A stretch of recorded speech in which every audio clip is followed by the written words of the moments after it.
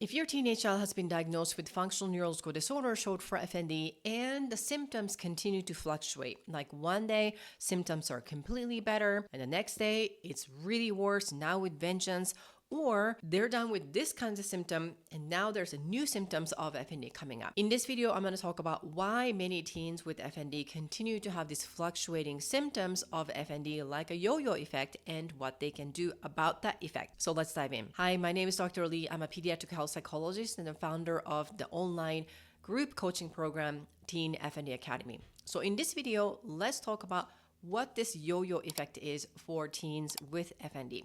But first of all, the usual, what is FND? It's an umbrella term to describe this cross-wired problem between the brain and the body, even though your child's brain and the body are physiologically and structurally, quote unquote, fine. It is a real diagnosis.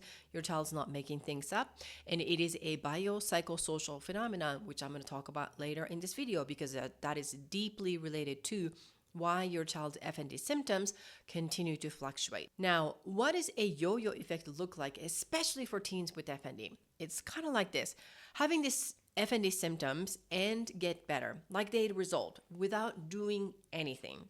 So for example, the symptoms of FND are really bad and continue to get bad throughout the school year. And then during summer or when the school's over, ta-da, nothing happens. And you are like overjoyed and thinking, oh my gosh, we finally are done with FND. And so out of sight, out of mind, and you're just enjoying the summer just like anybody else or off period of this from the school. And then only to get the symptoms come back right when the school starts. I've seen this time and time again with the teens I've worked with. Either the same symptoms coming back, or now it's completely different, or it's the same symptoms, but now it's with vengeance, like a lot of more severe, intense, and out of control symptoms, that kind of thing. And this also happens with some teens I actually work with, whether in my private practice or in my online program, Teen FND Academy. Like they would learn the skills and they get better.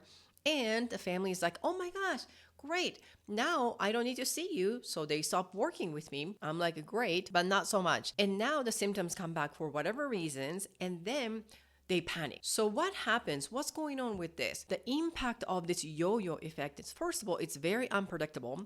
And therefore it's so frustrating and feels like you have absolutely no control.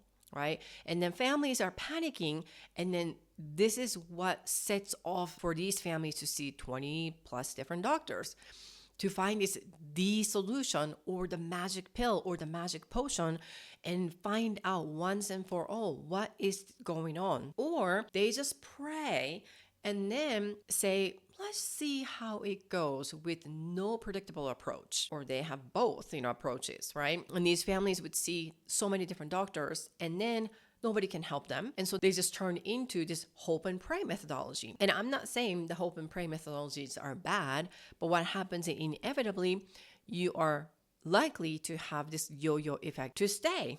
And then it just continues. So why there is a yo-yo effect to begin with? First of all, when I mentioned in the beginning, FND is a biopsychosocial phenomenon. So absolutely yes. And then largely speaking, because of this biopsychosocial phenomenon or the problem or the factors influencing the FND symptoms, FND basically is a sign of the dysregulation of your child's autonomic nervous system for whatever reasons. And FND is literally the biopsychosocial phenomenon. And there are so many videos I talk about what biopsychosocial phenomena is. However, in this video, regardless of the types of symptoms of FND, the common denominator is it is a dysregulation of autonomic nervous system. Now, that's not the only thing you have to deal with, but that's a giant part of it.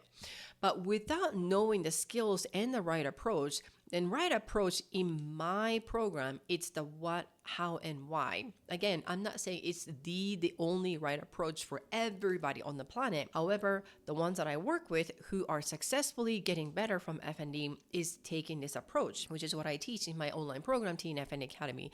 It's the what, how, and why in that order. Then without these skills and the knowledge and the right approach for you, then you are not really solving the problem. And again, when I say the right approach, it's not just like one thing that you have to do, like medication or the CBT, cognitive behavior therapy, or the physical therapy or occupational therapy or what have you. It is kind of concoction of things that you need to do. Now, that doesn't necessarily mean that you absolutely need to go see continuously these 20 plus doctors for your child's symptoms.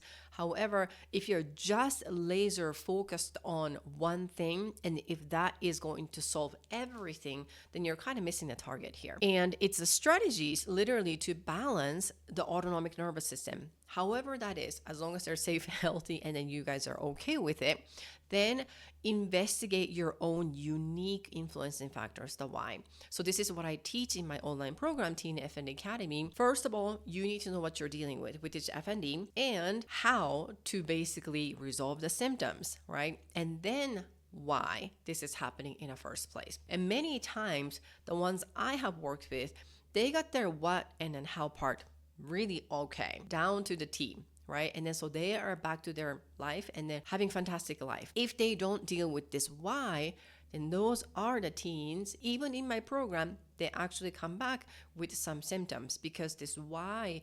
Think of FND as a fire. And when there's a fire, you need to know that there's a fire, first of all, right? So that's the what part. And then how is you need to put out the fire, right? And when you put out the fire, think of it as now the forest fire is down to the amber. Now, amber is sort of like the why part of it. Or you put out the fire and then you investigate why the fire started in the first place. And without that, you are likely to kind of go back to the same sort of mistakes. It's not that factors are mistakes, but going back to the same pattern of, wow, we thought we were done, only to find out that there's a fire again, that kind of thing. Then it becomes a vicious cycle and then you get super frustrated and now panicky, and then you feel like whatever you have done in the past, you need to chuck everything and then you need to do something brand new, which may or may not be the case. So what can teens do? Because it's literally FND is happening in teens' body. So these are the things that teens really need to do. Number one, teens, and you as well for the parents, you really need to know what FND, and it's not just one thing that is causing it. So it's not just a school stress. It's not just a social bullying. It's not just this one thing, okay? So you need to know that. And then number two, this happens to a lot of families that I work with, and then understandably so, which is this: the avoidance of triggers is not really the long-term solution. So for example, your child is having a lot of symptoms of FND when they're in school. And so the normal reaction, right, for any caring parents would be, well, the school is a problem. That's a huge trigger. So we need to take her out of that school. Then we don't have to deal with the FND symptoms. Well, in a short term, maybe. In a long run, absolutely not, unless you are ready and committing for the rest of your life to continuously yank your child out of any and every triggers you can think of under the mother, right? So that approach, avoidance, isn't necessarily the long-term solution. It could help to put out the fire on a short-term basis, but in a long run, not so much. And I help the teens that I work with through this strategy, which is really once they learn what it is that they're dealing with, and then how, by learning all the skills and strategies to rebalance their autonomic nervous system, and then a lot more, then they're going to have to confront the why only after the what and how part is done. These are the teens who come out of the program with massive resilience, and they are basically ready to take on the world because they are now unstoppable and come out of any and every obstacles they can imagine on the planet. And now the other thing is, this sounds very counterintuitive, but the yo-yo effect is not really good. However, when it comes to teen FND recovery, nothing is linear. So just know and be prepared, and mentally and physically, that there is going to be ups and downs no matter what you do. That is normal. And think of it in a long run, like this is like 10,000 foot view. If you're thinking like, wow, that's a lot of up and down, but over time, if the up and down is getting less and less or prolonged, so like the interval is long, then that's a good sign, even though you're having these setbacks, right? So learn to see things from the 10,000 foot view, not like micro focused on this one incident or one setback and things like that. So just know that there's no linear progression when it comes to FND. The other part is also FND recovery sounds very counterintuitive, but this is really true. The measure of progress for FND, especially for teens, is 100% determined by the daily activity or the functioning level. It is not the progress, like, am I better? The definition of progress, am I better, is not based on the symptom reduction. Like, oh, my child is having less symptoms this week. That means we're going in the right direction. Well, guess what? Maybe, maybe not. But what is almost guaranteed is, without knowing skills and strategies or working with a specialist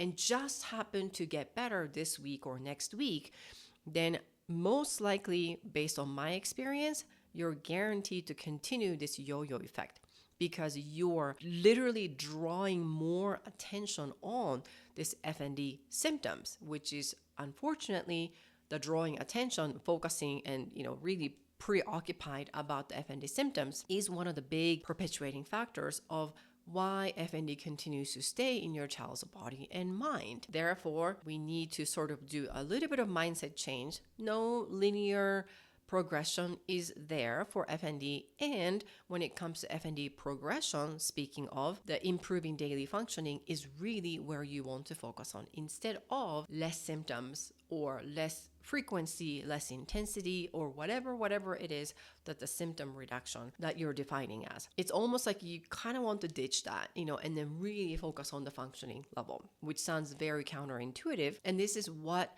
the parents and teens are learning in my online program, Teen FND Academy, because knowing things is one thing, but you really need to learn and then have the help of how actually you can do it and whether you're doing a good job continuously, right? So this is where the coaching program comes in really handy. But let me know in the comment below what kind of yo-yo effect you're having for your teen, if you're having any, because if you're having literally the linear progression, then you might be the first, but I would be so open to hear about your experience. And if you know anyone who has FND and their teens, please share this video and my channel with those people that you care, because they are struggling, they are needing your help. Well, thank you so much for watching this video, and I will see you in the next video.